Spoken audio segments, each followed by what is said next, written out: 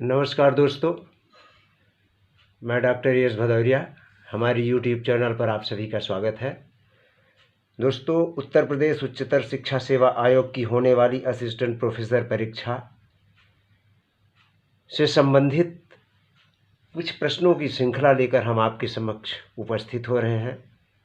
अस्वस्थ होने के कारण कई दिनों से हम आप तक नहीं पहुंच पाए, उसके लिए वेरी सॉरी।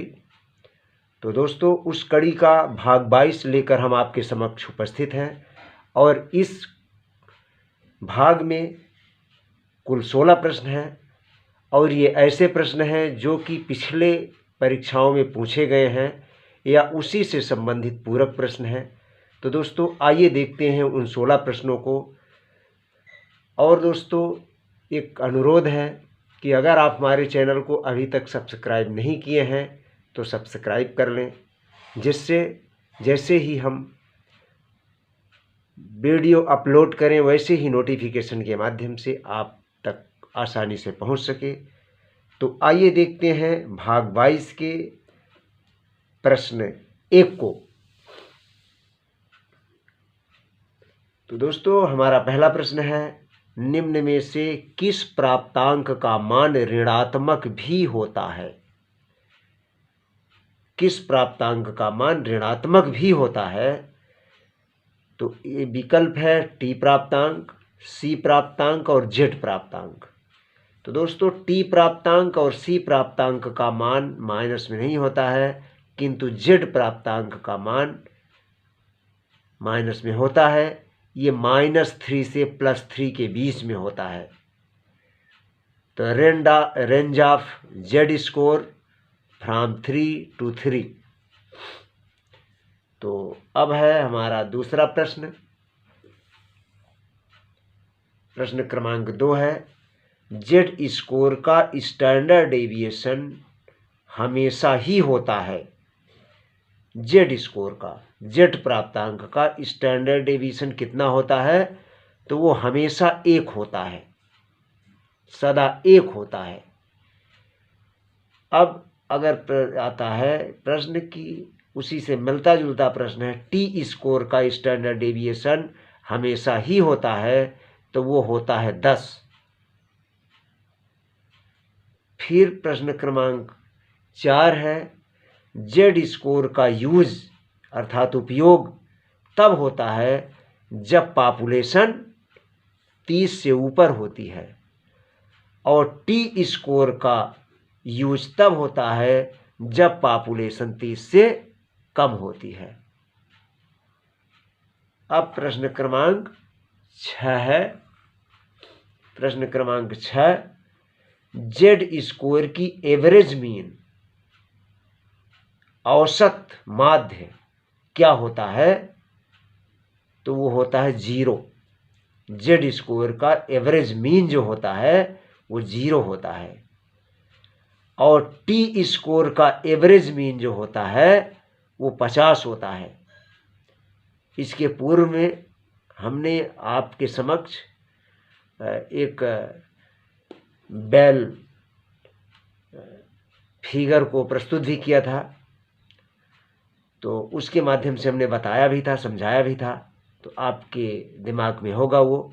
इसीलिए हम कहते हैं कि हमारे वीडियोज़ को कभी न छोड़ें, हमारे चैनल से जुड़े रहें, हमारे सभी वीडियोज़ को देखें। दोस्तों, अब हम प्रश्न 8 पर पहुंचते हैं। Range of T score, T score की रेंज क्या होती है? जैसे जेड स्कोर की रेंज -3 से +3 होती है। तो इसकी अब देखिए, कभी कभी दो विकल्प हो जाते हैं। वास्तव में 20 से 80 होता है, इसका रेंज जो होता है टी स्कोर का 20 से 80 होता है। यानी -3 से +3 की अगर हम बात करें जेड स्कोर की, तब 20 से 80 होता है वो टी स्कोर। कभी कभी जो बेल घंटी टाइप का जो फिगर होता है उसमें -5 से +5 तक कर देते हैं। उस स्थिति में 0 से 100 भी अगर विकल्प, यहाँ पर देखना है विकल्प इस प्रकार का है, अगर विकल्प 20 और 80, 20 से 80 है तो इसी पर करना है। अगर 20 80 विकल्प नहीं होगा तो 0 100 होगा, विकल्प निश्चित रूप से होगा, दोनों साथ में विकल्प नहीं होंगे, ये ध्यान रखना है आपको। प्रश्न क्रमांक 9 है, यदि z वैल्यू दी हुई है तो t वैल्यू किस सूत्र से फाइंड करेंगे, यानी प्राप्त करेंगे। z वैल्यू अगर दी गई है और t वैल्यू हमें निकालना है तो t बराबर होता है 50z + 10, 50z धन 10। अब हमारा अगला प्रश्न है प्रश्न क्रमांक 10, यदि किसी गणना में z स्कोर का मान ऋणात्मक प्राप्त हुआ, यदि किसी गणना में z स्कोर का मान ऋणात्मक प्राप्त हुआ तो इसका तात्पर्य है, इसका तात्पर्य क्या है, अगर किसी गणना में z स्कोर की वैल्यू जो है माइनस में आती है तो इसका मतलब है रा स्कोर मीन से कम है, रा स्कोर जो है मीन से कम है। यदि z स्कोर का मान धनात्मक है तब रा स्कोर मीन से अधिक होता है। इस तरह के प्रश्न भी कभी परीक्षाओं में पूछ लिए जाते हैं।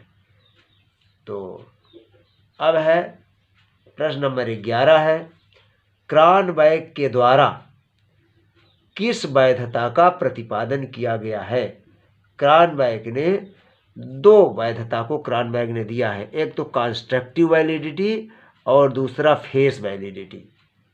इसको क्रानबैक ने इसको प्रतिपादन किया है। अब है प्रश्न क्रमांक 12। प्रश्न क्रमांक 12 है,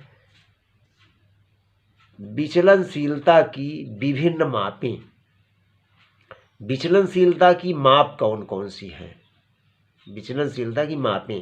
कभी कभी ऐसा प्रश्न घुमाकर भी दे देता है कि मानक विचलन किसकी माप है, तो वह है विचलनशीलता की माप है। इसी प्रकार से कभी कभी ऐसा दे देता है कि कई चीज़ें दे देता है और कह देता है कि निम्न में से कौन सी विचलनशीलता की माप नहीं है। तो अब आप अगर इसको ध्यान में रखेंगे तो यह प्रश्न गलत नहीं होगा। तो विचलनशीलता की विभिन्न मापें हैं, जैसे रेंज यानी प्रसार, मानक विचलन, चतुर्थांश विचलन, माध्य विचलन, स्क्यूनेस यानी वैषम्य और कुर्टोसिस यानी कुकुदता, ये सभी विचलनशीलता की मापें हैं। तो इसको ध्यान में रखेंगे तो इससे संबंधित प्रश्न गलत नहीं होंगे। प्रश्न क्रमांक है 13, विचलनशीलता की सबसे विश्वसनीय माप कौन सी है। अगर प्रश्न में ऐसा पूछा जाता है कि विचलनशीलता की सबसे विश्वसनीय माप कौन सी है, तो वो है मानक विचलन। प्रश्न क्रमांक 14 है, प्रकृतिवाद ने किस शिक्षण पद्धति को जन्म दिया। तो प्रकृतिवाद ने खोज विधि को जन्म दिया है। खोज विधि जो है ये प्रकृतिवादी विधि है। ये इसका सूत्रपात जो हुआ है ये प्रकृतिवादियों ने किया है। प्रश्न 15 है, आगमन चिंतन, आगमन चिंतन प्रतिमान के प्रतिपादक कौन है, तो वो है हिल्दा टावा। अब देखिए इसमें 2 चीज़ें हैं, आगमन चिंतन प्रतिमान और अग्रिम संगठन प्रतिमान। कहीं कहीं आगमन संगठन प्रतिमान भी मिल जाता है। तो अग्रिम संगठन प्रतिमान, तो आगमन चिंतन प्रतिमान, चिंतन, जब चिंतन शब्द मिले तो ये हिल्दा टावा, और अग्रिम संगठन प्रतिमान मिले तो ये डेविड आशुवेल, डेविड आशुवेल। तो दोस्तों आज की हमारी 16 प्रश्नों की श्रृंखला यहीं पे संपन्न होती है। तो दोस्तों आपके समक्ष हम बहुत अच्छे अच्छे प्रश्नों का कलेक्शन प्रस्तुत करते रहेंगे। बस उम्मीद आपसे यही है कि आप हमारे चैनल से जुड़े रहें। हमारे चैनल को यदि आप सब्सक्राइब नहीं किए हैं तो सब्सक्राइब कर लें हमारे सभी वीडियोज़ देखा करें। तो इसी के साथ दोस्तों धन्यवाद।